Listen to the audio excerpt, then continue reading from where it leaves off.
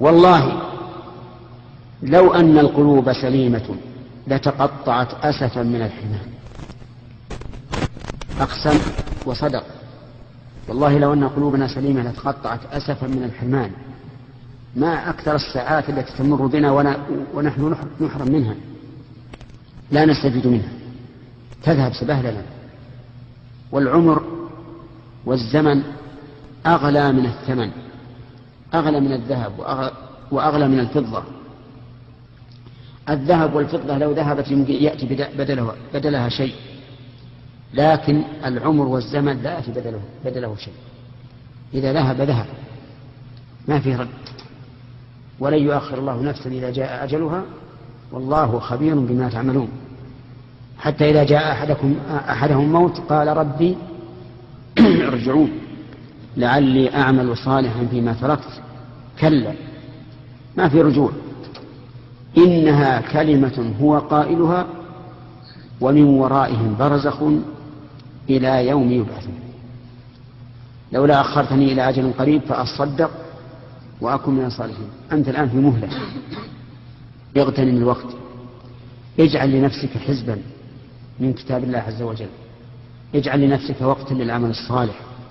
قم في آخر الليل ولو نصف ساعة قبل الفجر، ناجي ربك، ادعو، فإنه تعالى ينزل السماء الدنيا يقول من يدعوني فأستجيب له، من يسألني فأعطيه، من يستغفرني فأغفر له. من الذي لا يقدر أن يقوم قبل الفجر بنصف ساعة؟ أمر بسيط جدا. نحن نسأل الله أن يرحمنا برحمته،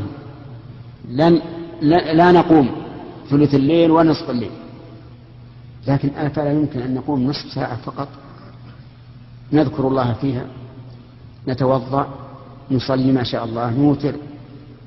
هذا أمر أظنه بسيطا جدا. كذلك أيضا نجعل حياتنا كلها ذكرا لله، فإن المؤمن الكيس هو الذي يجعل حياته كلها ذكرا لله، لأن في كل شيء أمامنا آية من آيات الله، آية من آيات الله. فإذا ذكرنا هذا الشيء الذي أمامنا من آيات الله ذكرنا بذلك الله عز وجل، ذكرنا الله، فيكون الإنسان دائما يذكر الله عز وجل بما يشاهد من آيات الله الكونية، بل بما يشاهد من نفسه وتقلباته. القلب الآن أنا أسألكم، هل قلوبكم على وتيرة واحدة دائما؟ لا، في غفلة أحيانا، في إنابة أحيانا، في تذكر أحيانا، في حياة بينة أحيانا يحيا قلبك حياة تتمتع بها مدة من الزمن تتذكرها.